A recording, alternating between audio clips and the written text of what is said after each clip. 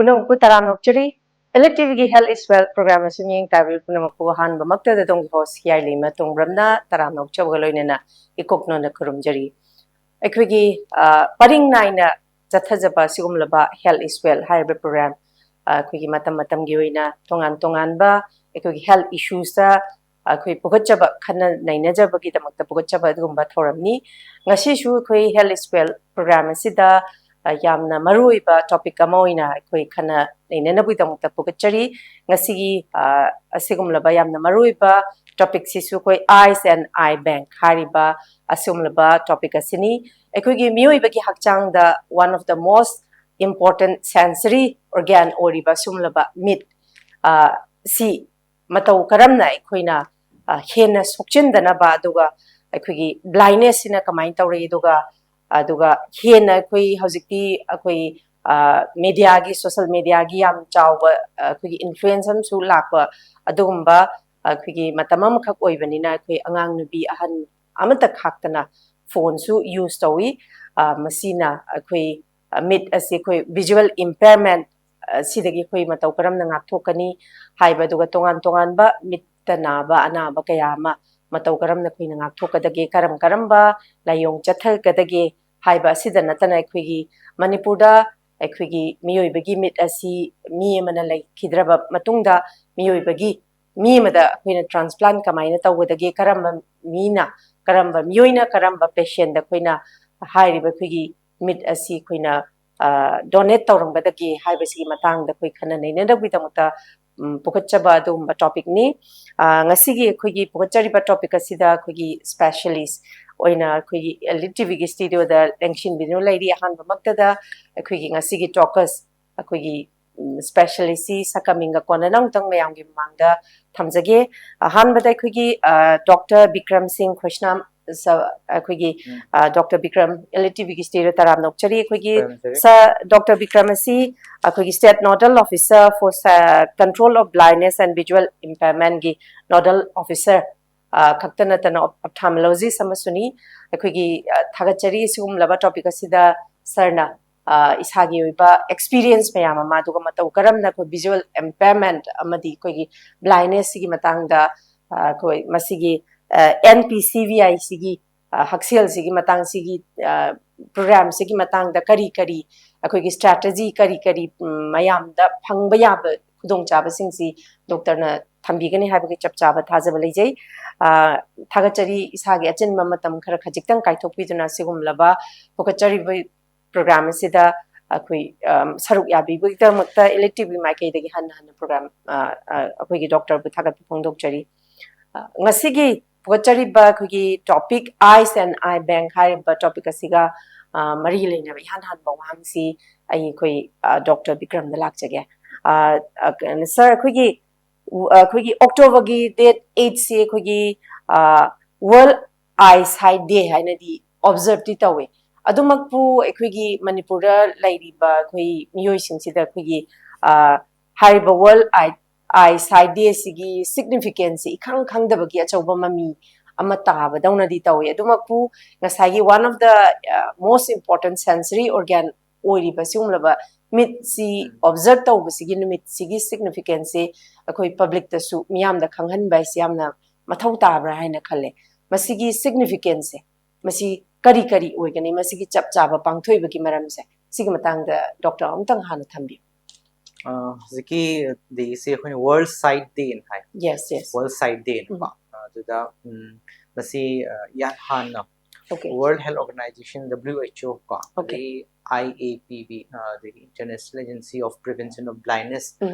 Moina Tauraga 1997 da launch to give Hai Tare. Habadi Malimpuna Makta, Mitki Oiba,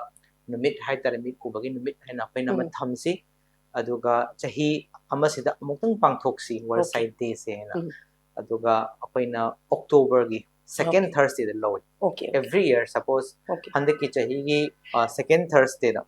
second Thursday October gi se tang tara ta gi bane ne aduga sida pangthoksi na all over the world amasi observe toy masi haudo khibagi apagi magi motify tare maram se kai no hai kanda ꯄ꯭ꯔꯤꯊꯤꯕꯤꯁꯤꯗ ꯑꯩꯈꯣꯏ ꯃꯃꯤꯠ ꯇꯥꯡꯕ ꯑꯃꯗꯤ visual ꯏꯝꯄꯦꯌꯔꯗ ꯑꯣꯏꯕꯁꯦ ꯑꯗꯨꯛ ꯃꯇꯤꯛ ꯃꯁꯤꯡ ꯌꯥꯝ ꯂꯩꯈ꯭ꯔꯦ ꯑꯗꯨꯗ ꯌꯥꯝꯅ ꯑꯩꯈꯣꯏꯅ ꯁꯤꯗ ꯏꯝꯄꯣꯔꯇꯦꯟ ꯑꯣꯏꯅ ꯍꯥꯏꯗꯤ ꯌꯥꯝꯅ ꯑꯩꯈꯣꯏꯅ ꯂꯨꯅ ꯂꯧꯔꯤꯁꯦ ꯍꯥꯏꯔꯤꯕ ꯃꯤꯠ ꯎꯗꯕ ꯅꯠꯇ꯭ꯔꯒꯅ ꯏꯝꯄꯦꯌꯔ ꯑꯣꯏꯔꯤꯕ ꯕ꯭ꯂꯥꯏꯟꯅꯦꯁꯁꯦ ꯁꯤ ꯑꯣꯏꯍꯟꯗ꯭ꯔꯁꯨ ꯌꯥꯕ ꯄꯣꯠ ꯑꯣꯏꯕ ꯍꯥꯏꯇꯥꯔꯦ ꯑꯦꯚꯣꯏꯗ ꯇꯧꯕ ꯌꯥꯕ ꯄ꯭ꯔꯤꯚꯦꯟ ꯇꯧꯕ ꯌꯥꯕ ꯑꯩꯈꯣꯏꯅ ꯀꯔꯤꯒꯨꯝꯕ ꯆꯞ ꯆꯥꯅ ꯃꯥꯒꯤ ꯑꯋꯦꯔꯅꯦꯁꯇꯨ ꯂꯩꯔꯒꯗꯤ ꯀꯔꯤꯒꯨꯝꯕ ꯈꯔ ꯀꯩꯅꯣ ꯄꯣꯠꯁꯦ ꯃꯤꯠꯀꯤꯗꯃꯛꯇ ꯈꯔ ꯑꯩꯈꯣꯏꯅ ꯈꯪꯕ ꯂꯩꯔꯒꯗꯤ ꯑꯩꯈꯣꯏꯅ ꯃꯗꯨꯒꯤ ꯑꯣꯏꯗ꯭ꯔꯁꯨ ꯌꯥꯕ ꯄꯣꯠꯇꯣ ꯊꯣꯛꯂꯛꯄꯗꯣ ꯊꯣꯛꯇꯅꯕꯒꯤꯗꯃꯛꯇ ꯃꯌꯥꯝꯗ ꯑꯋꯦꯔꯅꯦꯁ ꯃꯥꯂꯦꯝ ꯄꯨꯝꯅꯃꯛꯇ ꯃꯤꯠꯁꯦ ꯇꯥꯡꯗꯅꯕ ꯎꯅꯅꯕ ꯑꯋꯦꯔꯅꯦꯁ ꯁꯟꯗꯣꯛꯁꯤꯅ ꯑꯩꯈꯣꯏ ꯑꯣꯕꯖꯔቭ ꯇꯧꯁꯦꯅ ꯑꯗꯒꯤ ꯆꯠꯊꯔꯛꯄ ꯍꯥꯏꯇꯥꯔꯦꯀꯣ ꯑꯗꯨꯅ ꯑꯆꯧ ꯑꯆꯧꯕ organisation even government of India ꯃꯤꯅꯤꯁꯇ꯭ꯔꯤꯅ ꯑꯩꯈꯣꯏꯁꯨ NBCBꯁꯨ ꯑꯩꯈꯣꯏ ꯑꯣꯕꯖꯔቭ ꯇꯧꯖꯩ ꯍꯥꯏꯇꯥꯔꯦꯀꯣ ꯃꯔꯛ ꯊꯠꯇ ꯗꯣꯛꯇꯔ ꯑꯩꯈꯣꯏꯒꯤ ꯍꯟꯗꯛꯀꯤ ꯀꯩꯅꯣ ꯊꯤꯝꯗꯤ ꯀꯔꯤ ꯀꯃꯥꯏꯅ ꯇꯧꯒꯤ ꯊꯤꯝꯁꯤꯅ ꯍꯟꯗꯛꯀꯤ ꯊꯤꯝꯁꯤ ꯌꯥꯝ ꯐꯖꯩ ꯃꯔꯝꯁꯦ love your eyes children or love your eyes kids ꯍꯥꯏꯕꯅꯦꯕ ꯌꯥꯝ ꯐꯖꯕꯅꯦ ꯑꯗꯣ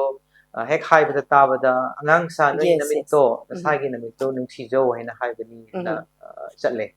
ꯑꯗꯨꯗ ꯃꯁꯤ ꯑꯉꯥꯡ ꯍꯥꯏꯔꯒ ꯑꯉꯥꯡ ꯃꯆꯥꯅꯗꯤ ꯈꯪꯄꯣꯟꯇꯦ ꯑꯉꯥꯡ ꯀ꯭ꯂꯥꯁ 7, 8, 9 ꯇꯥꯔꯒꯗꯤ ꯈꯪꯉꯤ ꯀꯩꯅꯣ ꯃꯔꯝꯗꯤ ꯑꯉꯥꯡꯁꯤꯡꯁꯦ ꯄꯤꯛꯏꯕꯗꯤ ꯃꯃꯤꯠꯇꯣ ꯀꯔꯤꯅꯣꯁꯨ ꯈꯪꯄꯣꯟꯇꯦꯕꯀꯣ ꯑꯗꯨꯅ ꯑꯉꯥꯡꯗ ꯈꯛꯇ ꯍꯥꯏꯕ ꯅꯠꯇꯦ ꯃꯁꯤꯒꯤ ꯃꯅꯨꯡꯒꯤ ꯑꯥꯔꯊ ꯍꯥꯏꯔꯒꯗꯤ ꯂꯣꯏꯅꯃꯛꯇ ꯍꯥꯏꯕꯅꯤ ꯃꯃꯥ ꯃꯄꯥ ꯑꯗꯒꯤ ꯑꯉꯥꯡꯒ ꯂꯣꯏꯅꯕ ꯑꯣꯖꯥꯁꯤꯡ ꯀꯣ ꯁꯤ ꯃꯌꯥꯝꯁꯤꯗ ꯍꯟꯗꯛꯀꯤ ꯃꯇꯥꯡꯁꯤꯗꯤ ꯑꯉꯥꯡꯒꯤ ꯃꯃꯤꯠꯁꯦ ꯆꯦꯛꯁꯤꯟꯅꯕ ꯍꯥꯏꯅ ꯑꯩꯈꯣꯏꯅ ꯃꯣꯏꯅ ꯁꯤꯒꯤ ꯊꯤꯝꯁꯦ ꯄꯨꯊꯣꯔꯛꯄꯅꯦ ꯍꯥꯏꯇꯥꯔꯦ ꯑꯗꯨꯒ ꯑꯆꯧꯕ ꯃꯔꯝꯕꯨꯗꯤ ꯌꯥꯝ ꯂꯩꯈ꯭ꯔꯦ ꯑꯗꯣ ꯑꯉꯥꯡ ꯍꯥꯏꯁꯤꯗꯤ ꯐ꯭ꯌꯨꯆꯔ ꯖꯦꯅꯦꯔꯦꯁꯟ ꯑꯗꯨꯛ ꯃꯇꯤꯛ ꯏꯝꯄꯣꯔꯇꯦꯟ ꯑꯣꯏꯕꯅꯤ ꯑꯩꯈꯣꯏꯒꯤ ꯏꯆꯥꯁꯤꯡ ꯏꯁꯨꯁꯤꯡꯁꯤꯅ ꯍꯌꯦꯡꯋꯥꯏ ꯆꯥꯎꯔꯛꯄ ꯀꯥꯟꯗ ꯃꯣꯏꯅ ꯃꯃꯤꯠ ꯐꯅ ꯂꯩꯕꯗꯨꯅ ꯑꯩꯈꯣꯏꯗ ꯌꯥꯝ ꯐꯕ ꯑꯣꯏꯗꯣꯏꯅꯤ ꯍꯥꯏꯇꯥꯔꯦꯀꯣ ꯑꯗꯨꯒꯤ ꯏꯝꯄꯣꯔꯇꯦꯟꯁꯇꯨ ꯈꯛꯇ ꯅꯠꯇꯅ ꯍꯧꯖꯤꯛꯇꯤ ꯃꯥꯂꯦꯝꯁꯤꯗ ꯑꯗꯨꯛ ꯃꯇꯤꯛ ꯑꯩꯈꯣꯏꯒꯤ ꯑꯅꯣꯞ ꯎꯞꯄꯒꯤ ꯆꯥꯡ ꯚꯤꯖꯨꯋꯦꯂꯤ ꯏꯝꯄꯦꯌꯔ ꯑꯣꯏꯕꯒꯤ ꯆꯥꯡꯁꯦ ꯉꯁꯥꯏꯒꯤ ꯂꯩꯔꯤꯕ ꯒꯦꯖꯦꯠꯁ ꯃꯌꯥꯝ ꯑꯗꯒꯤ ꯆꯦꯟꯖꯦꯁ ꯃꯌꯥꯝ ꯗꯦꯕꯂꯞꯃꯦꯟ ꯃꯌꯥꯝꯁꯤꯅ ꯃꯔꯝ ꯑꯣꯏꯔꯒ ꯑꯗꯨꯛ ꯃꯇꯤꯛ ꯁꯣꯛꯄ ꯍꯦꯟꯖꯜꯂꯛꯑꯦ ꯍꯥꯏꯇꯥꯔꯦꯀꯣ ꯑꯗꯨꯅ ꯃꯁꯤꯒꯤꯁꯦ ꯑꯩꯈꯣꯏ ꯑꯊꯨꯕ ꯃꯇꯝꯗ ꯃꯌꯥꯝꯗ ꯑꯋꯦꯔꯅꯦꯁ ꯄꯤꯔꯒ ꯃꯗꯨ ꯑꯣꯏꯔꯛꯇꯅꯕ ꯄ꯭ꯔꯤꯚꯦꯟ ꯇꯧꯅꯕꯒꯤꯗꯃꯛꯇꯅꯦ ꯍꯥꯏꯕꯒꯤ ꯋꯥꯈꯜꯂꯣꯟꯁꯤꯗ ꯃꯣꯏꯅ ꯁꯤꯒꯤ ꯊꯤꯝꯁꯦ love your eyes children thank you very much yam phajaba thimni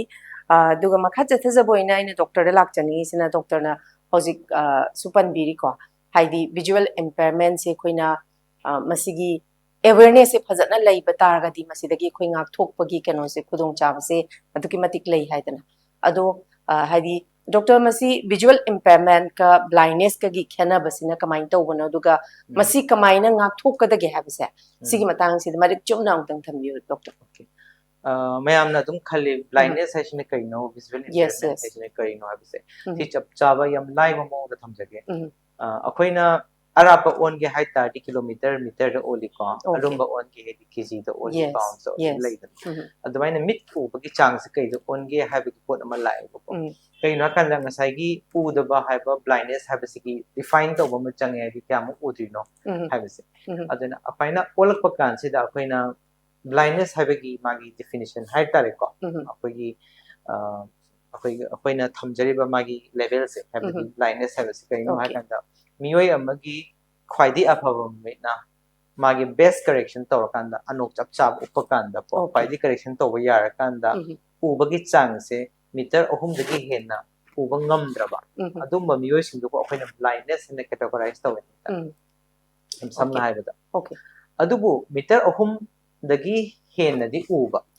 ko meter mari uba manga uba tar uba adubu mayam unabai chang se sidi uba di ngamdaba aduma category na visually impaired kore samna haibada akogi mazigi miyoi ama leire magi mami oi sidi amta udre blind haidi udaba haibadi sole mami yechene hena phabi heleba adu etari aphaba mitto adu jane meter ahumbo ubra udabra udata di blind chingre aphaba mituna ano upaga haidare ko jana magi correction se taw adigi magi uda meter ahum dagi di hena uba aduga magi ngasagi normal vision di yawdaba sigumasina akoina visually impaired kore ko pande aduga makata na ngasagi habi budu kariba correct haidi aware oiragadi masidagi kamaina khoinga thok ade amana sidai thamjaning bamna hajiki theme sigi related oina ngasa aina thamjagi bise angang sam important oi ani subada angang si hojiki development sigi matung ina anok upagi chang mit sokoi chang te hangan gadget sisina ba screen time nga ba pot da lege adu suna natabida hana diki lejaba pot sida angang sida anaba myam ma lege ko angang da hana ite sogderage anok ki anaba anok ki anaba di ma mit ki power lebe se si anok ki anaba chingye dala habidi ma do minus sokpi ai plus sokpi ai natra natragana cylinder sokpi ai anok ki power lebe si bu akoina refractive error hena kawre okay aduda angang sida aduna tabato pasu lei ko like akoina cataract bu oiro ngokdong sanang thawi ai glaucoma bu oiro adagi premature birth obidi retina sopo bu oiro si myam lei le aduda khwaidagi hena akoina handak kise important lawri si ding asagi anok se anok sina maram oiraga udaba visually impaired hoiba sine ba ko okay aduda cham na statistics am piba kanda india katada 11 million children hai tare ko sigi angang sing se either blind natrina visually impaired only because only ma se mafam chaba amada chatlaga anok check to bangam daba amadi anok ki facility phangdaba se si se number am oir kanda michi uhandaba under blindness tholi ne cham ba doctor natraga optometrist ama chatlaga anok tu yengam baga anok upam bagadi su tawre de pot to adum matik ni se angang si yam lai gre ba di cham ba pot ni den operation du nat te yes adum cham ba pot sida adan angang si kamai to raga du ho re jura kanda angang sigi hek popa matung da apagi brain formation tawi ko chahi ani bong manung jam important brain formation tawi aduga mid asisu cm munna yenga di brain gi part amane ba khoi mid se brain gi part amane changi kaino di mid tegi apoi nerve chala brain chang yam tak na leba pot amane aduna mid sina ura kan sida brain sina develop tawduni brain se learn tawduni aduda angang amane mid si uda dana sum tham targadi ma brain da develop tawroi ba aduga ma mid ubusu ngamon uhanda dana sum lai ura kan da mid to learn tawduni ba example da pam cha ngang ma cham lai resi ko ma se mam ani anok power se yam so e adu mama pa na anok si yeng handre adi doctor je chatre adu ma ji udana dum lai re school so chatre ne khale se school da man oda sing hai de udana dum lai re adu taragadi udana sum lai ram dina mang sai brain to the learning yaw re okay aduna man nga sai chahi chap chaba chahi akhoi chahi tara se hindore khalo ipan ma pan hindore khalo chahi tranga kun da khangi en khalo nga na khar chaw padi ai si bin chu ude na na adu matam du dadi akhoi upai litre okay anok to pira kan chu phopang ngam da bado ma do haijel la akhoi na cement ta bela mati haijel la da kanjan gi bado adu mak oi gi ni brain okay sigi aina haiba nga sai explain to ibana ba se akhoi na apply opia hai ko okay anabadi amta leita ba only thing is man nga sai gi brain da learn ta hokta bado ado si karma kanda yam thokan ge kanda angang ma lokar pa kanda angang gi yet sin ure ne khala example da mit oi si udren khalo ba yes ado di yet na sum yeng mane ma di khangja de da mi nam nam kun jala gi yeng ba natabni na ado ma oi si ude ne khandoi ne ba adana oi sina oi gi development le horoi du ne ba adana heng chawra ka ai mit oi si ude na hai ba kando adai kanda di correction sing mo ju ne okay adana ma chap chawa matang cha na correction to ba chang ni hai tare anang ki ko aduna aduna khang taragadi akoina chap chana doctor yenghandana anok uptana tawragadi adu akhupangam hai tare ko si anok yana ba hai tare ko hoi marak thatna aina doctor dam ulak chani se angang macha su dum hojik se haidi mobile se ayamba loi seasoner bane na soi aduma ku parents se aware oidaba mama kukchi aga su khoi se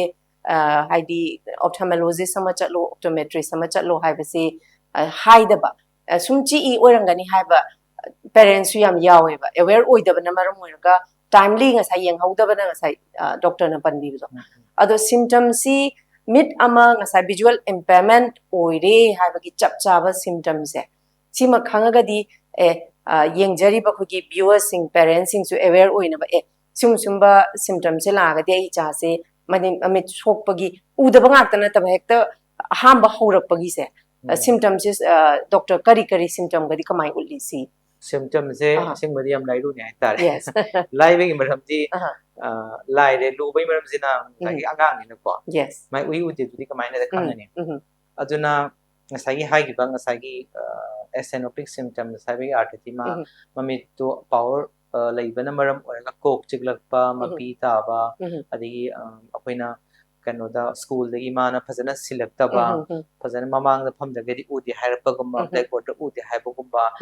adugumba leini adi akoina yengbada angang se akoina mamit sana khujalaga ko okay squeeze toroga han khujalaga yeng aduna angang se khatang adan khujan targadi magi ngasagi akoina pinhole effect koi ko aduna ngasagi power leibado leijaraga su hole am ding makanda clear oine ba aduna mana khujali yeng honera ko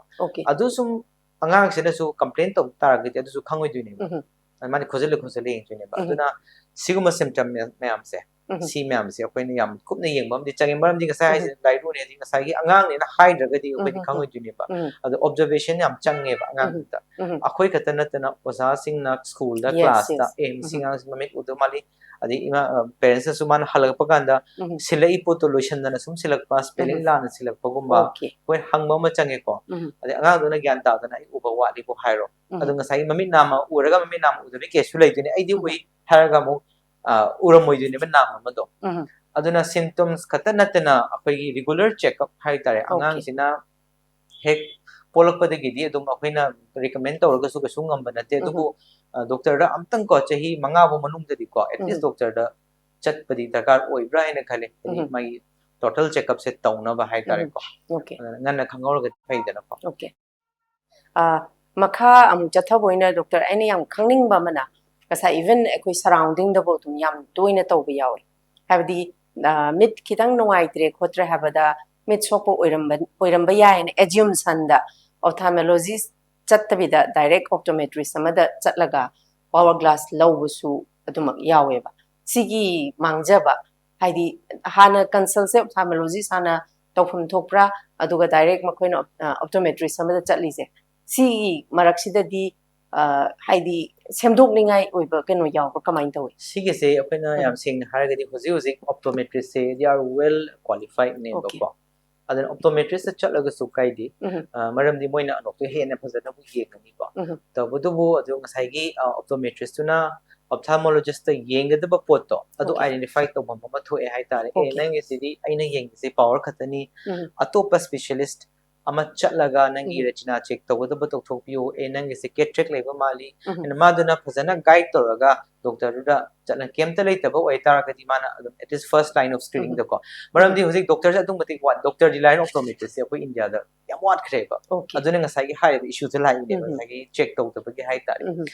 aduna well qualified optometrist ta chatpada id kasu kain warning ai leite because mi se chinaba ngakani adu ophthalmologist phangda taragadi ai adu makso ai recommend to jai ko optometrist is well qualified na moi ki thabak se first line of screening ki moi na to do moi na screen to basi de e nang sidi doctor changi nang si chatta bi yar haiba ma dum tholakani hai tare angang da suppose nama ma ure whatever moi na khangani na okay track ko lai sidi sini yaroi the doctor da chalo hana mana recommend to chapham thu aduna both optometrist and ophthalmologist are equally important aduna any accessibility lai on chatti bi yare doctor lai gi fare well and good adu any setup the animal lai ba pham da nen okay animal lai bam di many eye hospital gum lai ba eye surgery gum lai ara mana animal se loi lai du ne ba aduna hek changak padi horaga patient gi magi workup haidi lai jana make ki power sine kya no vision ne kya no pressure ne kya no adi feel kano low ba adu test miyam ma se optometrist miyam to ko ne di doctor miyam si yang tuni aduna animal lai bam chalaga di yam phar okay thank you adudagi khitang amuk lakchani basina khoi ngasagi doctor na supan bi gi ba khoi cataract glaucoma gi khena base cataract si ngodong thung basi budi hek yeng da khoi ne mai mami se ngodong thunge khotle habasi madi khoi na yeng bada dum yamna makhang da su mi mani yeng bada irai lai na identify yamna 100% natrasu khara di dum khange ba aduna doctor na cataract glaucoma gi khena ba aduga makhoi gi treatment sina kamain tawgani aduga ngasagi cataract sidi khara bu khange glaucoma gi keno se magi sign and symptom ga sina kamain tawi doctor si jong tang thambi interesting ne animak se ko yara na cataract han thamjagi cataract se one of the most common cause of blindness hai tare ko have you visual impairment hai na diko blindness sida okay although which is very much avoidable to yari ne ba or visual impairment to cause to ne ko have the blind or ma visual impairment to cause to ma ngai sai in hai ji ba kana to ma na ado cataract si different types laire habadi aduda hai hanor pagi cataract adi koina ngang polak padi oirakpa na chakana trauma dagi tawba na chakana other forms like diabetes na badi taw myam laire aduda khwaidi common obesity koina aging neba age related cataract oiduneba aduna si yam common oris adu kine hanor padi cataract si anu matam laktabus yoy now cataract si kemta nate example la yam saying hari apoina polak pada line lens manung da lens hapnaba hapa inimit nanung sida ko sum kuirak padigi lens sum manjalak pa hai tare aduna ngasagi mangan phawro ba sum phawro ta sum opek orak aduna opek oraba lens ko kani cataract ina ko simple ne the cataract operation dawrani lens akoina mahapani doctor marak am tang thachage cataract laibasi operation tawrubadagi hena nungai haba patient ju yam thengnai badu ado cataract laiba patient ama operation surgery se compulsory oiba kamai to masi compulsory oiba is operation natana de my treatment like there number 1 habadi the treatment of cataract is operation only but when to do cataract surgery haba malakani ba ado the variation lai mi amana my quite line machado pa bagi rei ure pa ban kham nam ne ko but still ma cataract lady yai ba adu the mind is like quality of vision the kenera kani ba quality of vision the ngasagi mi da yam sharp oi bi like plane pilot kumba the yam na satra yam sing ya ke glory ba satra di wari bo ba ko adana my profession do the more the demanding of the pot later ga even ngasagi poto lokhok pi na ma operation to hon ngani adu natabada icham chamba akoigi leijaba yumda dum ahan leidana kem tawdana leijaba du dimadi adum khara uraga di dum yai leijaba do adu ai kandadi adum akoina katang adum delay to ya hai tare ko ketang delay aduga su raktaba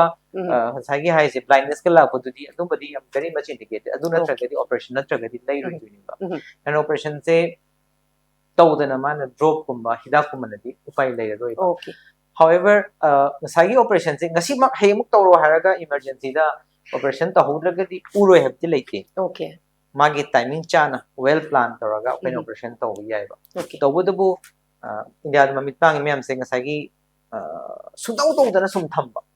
ado cataract mulak ka ni ko som haino ma pagi hek pano to badigi sum tam mul idana pura mun gi doini ba now ado mullakanda sum to dana thamagadi complication ne mathang full ani ado dana blindness ki kan mangam moi bisa tu dani early stage to da akoi stage 1 2 3 4 5 6 higher se ba ko stage 2 3 4 size da dum sa 2 3 size ta ho ba 5 6 singai bi da ba one dadi even to the boy yare nei re hai wani ma visual problem nei tragedy u cataract guiding asai opacity to ni dana aduna ma khanjan ba duna yam kan khanjan dan ma loi ubale ragadi unnecessary operation to bagi ni kana di aduna mi gi makha pole adoga but definitive treatment is surgery only I think isu leine hai anu kharu upa khar khang bi ado cataract to lok thoge hai cataract lok thoga lens no waha ba changi aduna definitive treatment makha dar pa na sai glaucoma se glaucoma se na pura tungan mam oigre masi kihan bagi dinate aduna khara dikni ngai oi haibadi masi glaucoma nai se masagi symptoms pirak tabse symptoms ngasagi cataract lei ba kandadi ma cloudiness lei ba king badal chin tharakpa arapa urakta ba khota ba ai se mamme ai se chin ta maksal le ko chale haibana nam la kani ba glaucoma ma da u lei ni ko ma di ai kem tau de me chuma se kano tawra roi ba apagi doctor le siang ai di kem taw do bane na ma sok kolak tu ni ba glaucoma na kai su an ge har gadi asagi mit gi brain da chali ban nerve to ad solak tu ni ba aduna mana urakta be chang sina kamai toraga mana khangdri no hai kan mana yeng ba kan da di mana miyoi amadi yeng ba kan da mi du gi mamai di am phuzana u ni ba aduga mi du gi mana side side lei ba mi sing se natraga na pochai sing se ma adu gi u ba handharakani ba aduna peripheral hena central na taba peripheral vision loss to rakani ba field of vision se loss to rakani na akoi ba se sum urjana na sum chasalak pani na e ji uri sum lei ba sai sum chasalak ba adu duna masai ma se khangan de symptoms type c lei type c da khangba akhangba glaucoma khangdaba glaucoma na khangdaba glaucoma sina akoina kire se khangbodu di chikpa na ba torakani ba okay painful oi khangdaba du di ma di chiktoi se kok chiktoi ra mit chiktoi mit chikpa di kok ba yang chiktoi ni aduna ma na di mit ni khangdam ni koki doctor su dum chatlo tui ne ba aduna ts myam tor phangdira ga mit su dum lak tui ne aduna mit si adum matik selak tari kok chilakani oninga kani okay dain torokani ba sai glaucoma di am kanna pressure se mit ki pressure wang khala blood pressure go mit ki pressure wang khala to tui ne ba ama sina pressure di wang ba aduga adum matik su wang handa ba so di sum son manapta okay khangan dana sum so ka hai tare aduna masi se am important oi ne na ma se kai hai tare luri par masi sida glaucoma da luri se suppose nerve se yang khai 50% so ten khalo ba 50% adum so ni hang phan be aroi okay one so ke base 60% so kre opai lete na le mori ba 40% do adu do kene kan ga da ma nge opai letre aduna adugi irreversible loss of vision je to ni ba man chasan gi ba pot di opai letre ba aduna sigi da makta mayam da khangan ning ba awareness sina risk factors sing ma khangan ning ba kari imung manung da natraga na family member da family history of glaucoma leira ba okay tari sung choi choi da ma screen to ko ma changi okay screen amutang toro ga yadi mari tha taruk taruk natraga chahi ma som to ngasi kem to dira tha taruk le to ga di mari my history the family history to leibani na aduna taba atopa apai chahi yamakpa anok power yamba diabetes leiba natra adegi sagi pharmacy degi khangdana hida pa mapchen ba suma myam sina ko risk factor ni hai tari ko okay aduna glaucoma habasi awareness pina bai da makta khoina glaucoma world sided to boduma tumaina glaucoma week na koi march ki tha sida mukta wa kani sida awareness pi be aba pi ga da hojik su dum pi jari dana an e glaucoma haba pot ama lei aduma chang ging ba da pa aduna ngasagi hai gi ba optometrist yeng ba doctor yeng ba hai do optometrist na e nang si history lo kan family history le bin se doctor ram dang chat lo pressure on lo doctor chat pe wan da ba perfect institute na trega setup om da chat la ma bit ki pressure degi adegi atopa test myam nerve ki scan to ba myam do loin to copy na ba pena advice to wi da okay doctor ado hozik glaucoma se ta seng na magi sign and symptoms se nauringai da su pide haiba makak leibani na masi yam kiningai oi ko adubu aina makhata na khangjaningi di as per doctor hogi experience da sum bas mind to ba haidi yam late stage da thengna su sumai haidi ngasagi patient du gi complaint du gi matungina akoi viewers sing da khara khajik tang or su safe oina ba makhoi da kitang khangjana ba masagi jackson base kitang thu khara jackson hona ba gi kano se kari di pibe glaucoma sigi kano se si tawraga di noi thuna haidi ophthalmologist se matana ba khotpai se makhoi de aware oina ba gi damta aware say first of all practically the awareness mam lai the practically akoina something na ba kan da ko treatment ni tawba adamana regular follow up tawda bas yam thing ni okay treatment se tawba aduga for example the ma operation tawre glaucoma ge body de chala to la ai part of ne le thopu ba okay adan akoi la pa kan da blind chala kan da la ba okay adigi atopana ngasai gi kano se kari ko akoi gi hidak se panghap ta hapchan base okay sima ta honing de adana allergy tawre na adum akoina steroid se ta hapchan drug steroid eye drop se da phaba asum tawba da koina sinara kan da di tawala di ma steroid se di masagi block ma thon doine ba eye drop se da aduna khangdana drop se hapchan da ba okay aduna na tana koi gi hakchang gi atopa na ba lei ki like steroid cha da ba ya da ba lei ko aduma lei tar ga adu su check to pa ma changi adigi amana check to ba se aduma ti important oi gi hadi akoina handak theng na ba da covid lei gi ba da gi akoina kuina na ba yeng da ba se sidagi ni se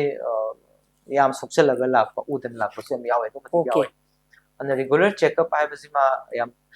spite of treatment tauna madi checkup se dum chang doine maram di ngasagi do sokchal lagte have the machine da tawra kanda koina test to tawra kanda khang doine ba do akoina pire ba hidak sina effective ore magi pressure se control tawre or magi pressure se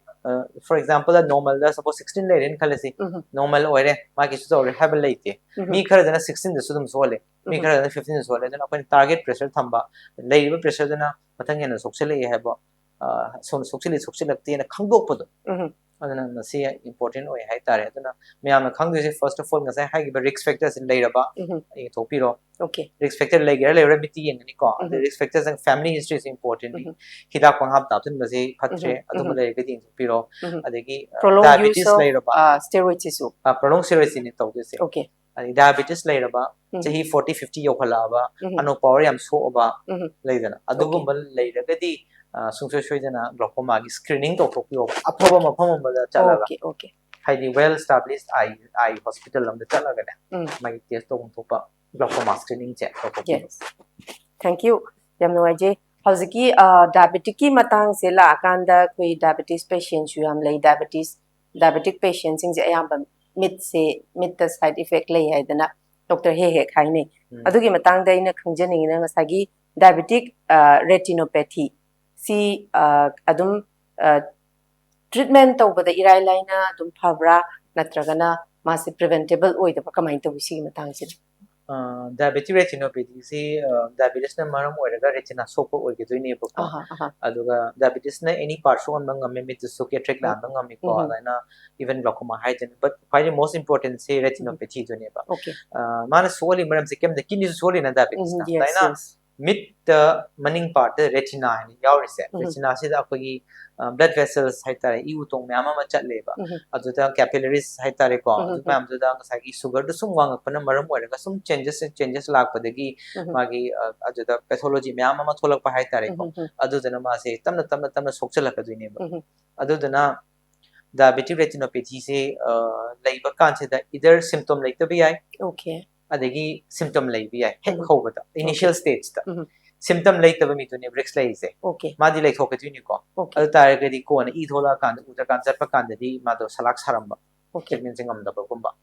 adagi symptom lai bisna retina gi maya ida labak thi ba ha ga da phaba ka da maya da dak sokchala ba he u ba ura roi de ni mi se o adu di ai su en ma se early treatment ta hobo kumba adu su I am let's say se ogel le ba ko ana diabetes pu lai tar ga di screening to ba se sima change haidi karamba stage se lai no karamba type of diabetes retinopathy no ina duga matam chana ta hora ga di akoina kan bangam me hetare ko magi laser ka pabu oiro hidak ka pabu oiro kan bangam me kitang late stage oira ga di akoi operation change adu matam dai kitang warani di prognosis se ta phagan no oi habidi pot se phalak ta manjalak ba hanna na semna gari am ta ba car am ta har car sum sum hanna accident hopa car am do hanna na sem ju pha de da yes adu mana to ba da hek car do thong nam am ti en khalo thong do silhora ga di phai da adu mai na diabetes stage lai re ko koina proliferative diabetes retinopathy non proliferative adagi mai ai so pama ado non proliferative stage lo khangor ga di mana laser kap thoga laser kap pi si maram ji jo se aina hygienic se me am thamning se laser kap pi se khoi gi kano ne ba uba hinga na banati ba okay chokchalak na ba akoi gi ramayan da haraga lakshman na akoi rekham chingi dana akoi kano chang ta na ba aina line am chang e nang sidi hinjal kuno ko haibagi potu line ba demak laser kap thok pane aduna hinju hinjal ti kan chum kani laser kap ga phajana treatment ba tawraga leiraga di madum kano tawrani ba ana screening important hoy aduga risk factor se me am da khangan ba changi risk factor se kari kari legi haraga di diabetes leibasi kyam kuine lerege duration of diabetes am important ni ko ngasi ngarang to diabetes retinopathy la oi ba chahi manga torak padudi chance leire ko chahi 10 to jamen leire kun chahi kun diabetes ne hadina am thina high chance leire bane ko duration of diabetes uncontrolled diabetes control so to tana lei ba ko simyam kan was mari ani siam maru oi ko atop budi hoi me amama leire tu ba diabetes leire ba sugar control to ba adu yam kuina na ba diabetes sing sa cd risks wange adu na yeng thopa di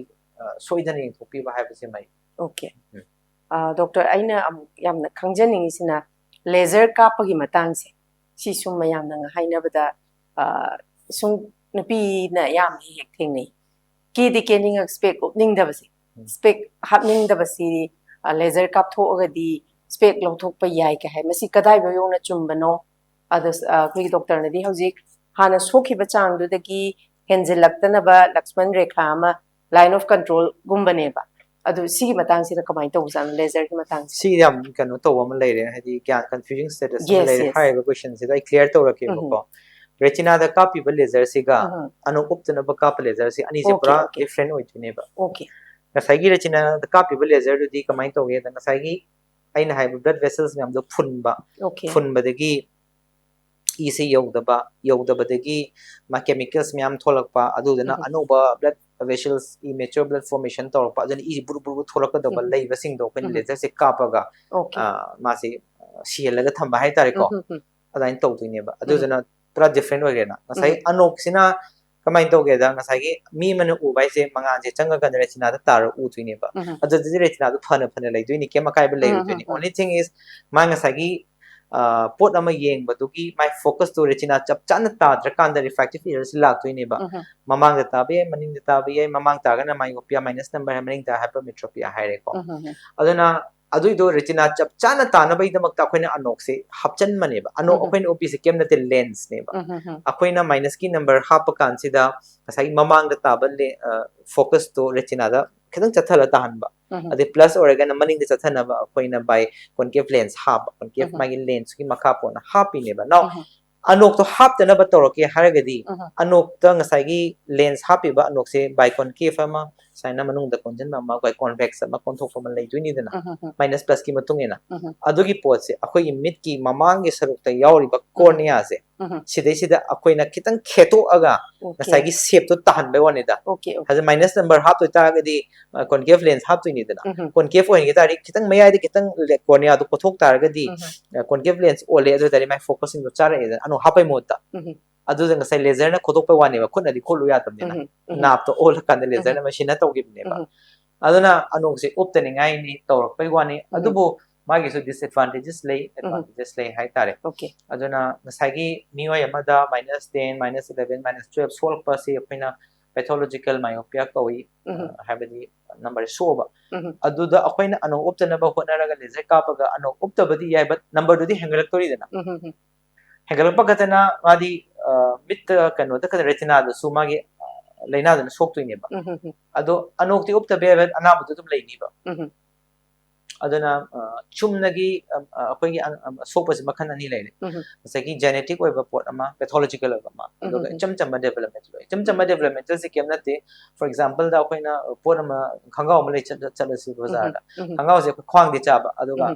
khoi sang bari hedok ado akoina trim to holaga dum phandra sidi masagi developmentally azaina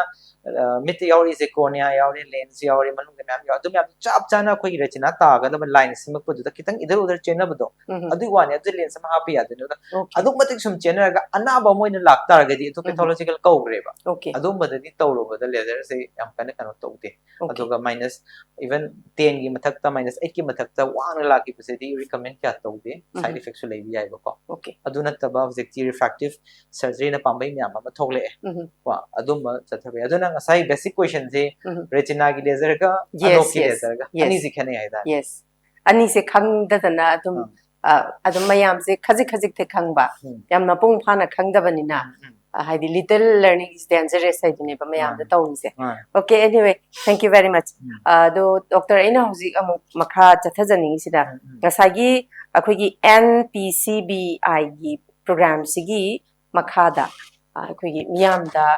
magi kari kari haidi public ta kari kari khudong chabadi piri si kamaina haidi public na kari kari khudong chabadi lawba yabagi pambai di kari kari kamaina le sigi matang sigi NPCBI habadi National Program for Control of Blindness and Visual Impairment hana di NPCB khatang hairam visual impairment se kona apaina government of India hapchalak pani 2017 da habadi akoina tawri ba thabak se blindness khatana te pura uda buzuna te kharasu uba khar adu su yoksala ine ba hena magi kano se adu yam bazaba program is 1970 ga 6 or mane da hogi ba pot ne ba aduna world gi atopa mayam se na tawna dringi da India na tawbe ba si amsa pot amane hai tare aduna akoi gi India gi prevalence of blindness se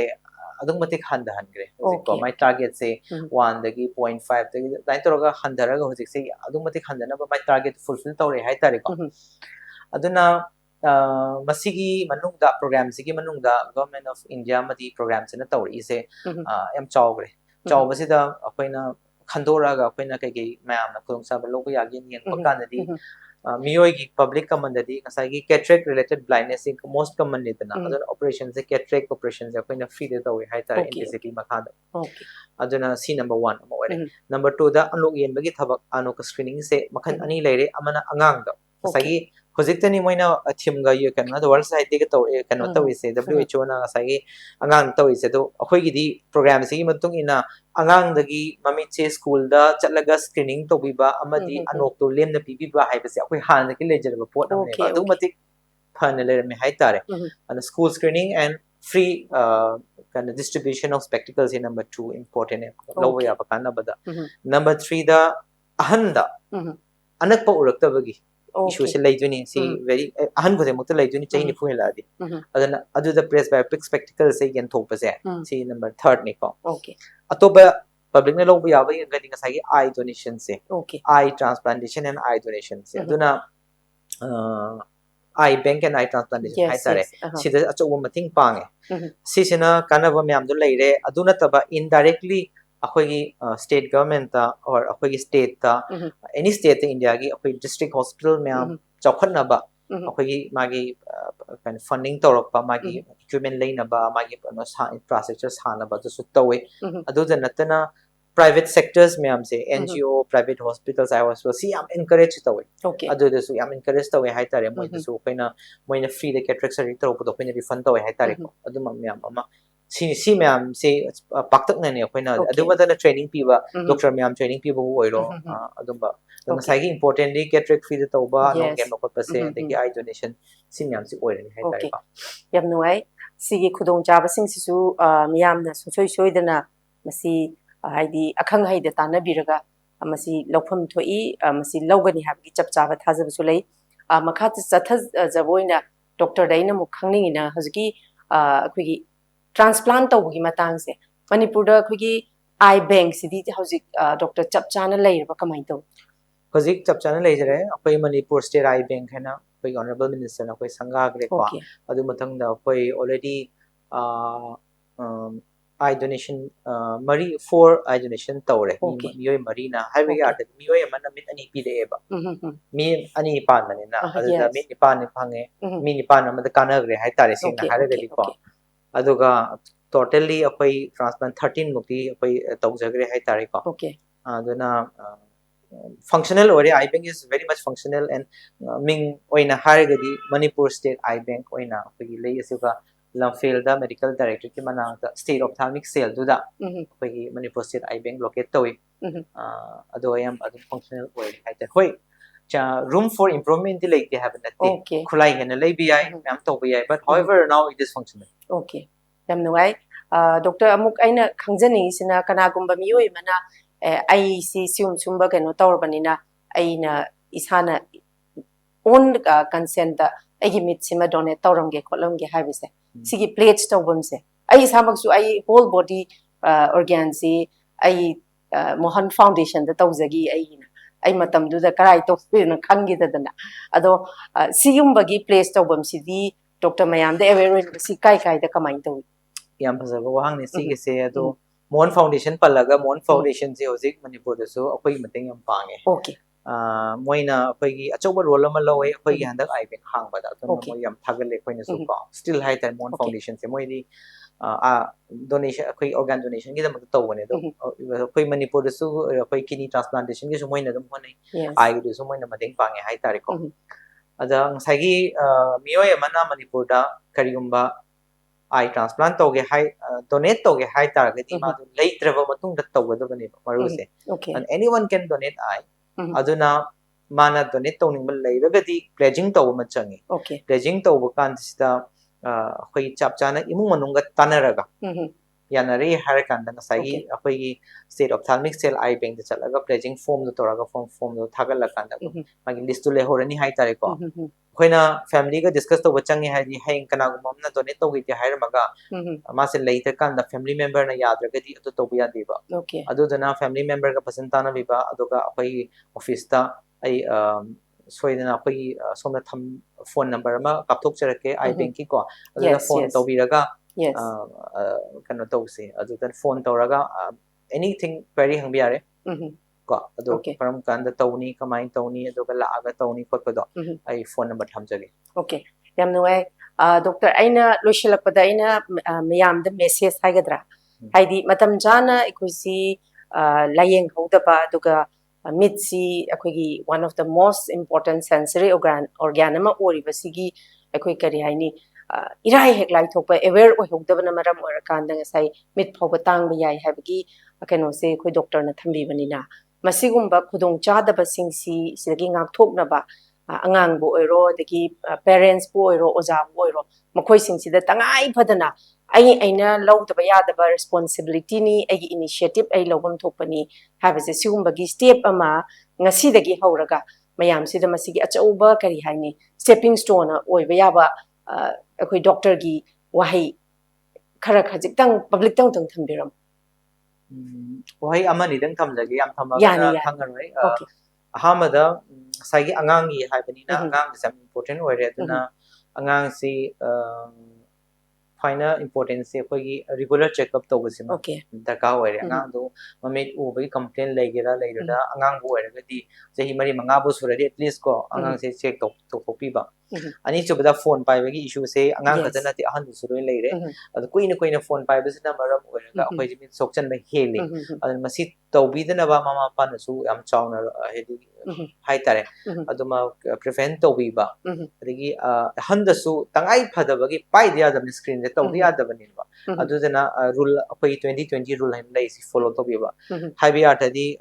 ngahang ngahang intermittent break bi minute kunmanga ma thabak tori ngahang hogalaga minute ama to sani to chatpa walk bi ba dum changa gom phama to bi ba moina hai sina 20 minutes khudingi 20 feet away da 20 seconds yang mo hai bane ba just ngahang do me to relax to bi marak ta long break ama pi bi adaina si follow to bi ba om so bada angang sing da ngasai accident yam to gali ko choi jana hujikti khara bu halle tena pale go ba more gi nomai na pale go ba adum ba yam to gali ahan da su koi yot su ba sing se yam to galle po chang ba khot pa even koi tire su ba khot pa myam koi na machine na to ba sing se protective wear to bi ba fazana hadi angang da na sok thana ba hadi diwali logre diwali bomla thana de adum ba sokal le ba ko accident prone sing to bi da ba adegi sana ba bo ro protective koi glasses koi anok koi sok thana ba ko pi ba adaina care to pi ba handana diabetes na ba glaucoma na ba simyam se adum risk factor do lai da di doctor yin pi ba tana pi ba ko adegi amana not the least most important is nutrition ni ko yes nutrition sida nutrition to khraga smoking is bad okay smoking by the alcohol pa adu di akhoi khangna lai re aduna ngasai gi aphaba chinjak chaba se vitamins minerals antioxidants e chap chana suna masang chana chaba se siam adum matik oi important oi gre amok hanna emphasis pi gadi angang gi da vitamin A deficiency like tabanati lai aduduna vitamin supplementation chap chana vitamin A di akhoi immunization da bu yaure akhoi na DPT akhoi na BCG copy basing su da su magi immunization schedule yaure ba vitamin A supplementation se ana masang chabi ba green leafy vegetables fruits ko doctor chalaga tana ga vitamin hapchan bi ba adain toraga machang suna chawa se masi well nutrition to nutrition pi taraga di me chokpai chang su soidam ki handagani na khalle sikar samjag okay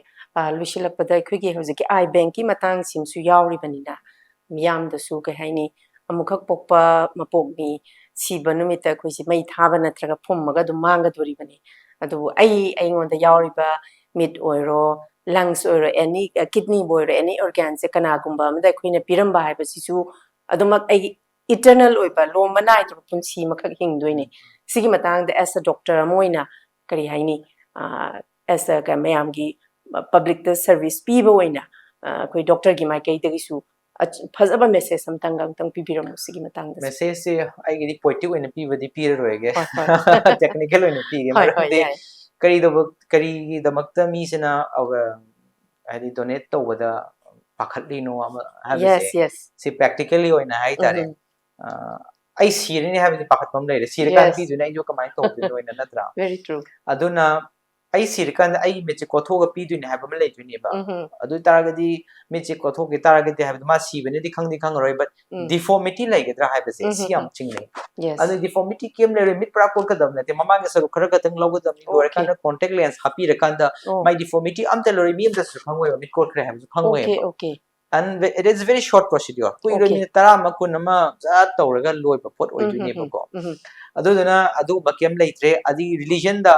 as aina saina mit pi gitari mathang ma pokta mit u mit yaw na thola ni kai ba adu su leitha ban adu ai khana bu su lei ba adu ma sune leite technically alna pi ba akai be kem leite hai tare in fact yamna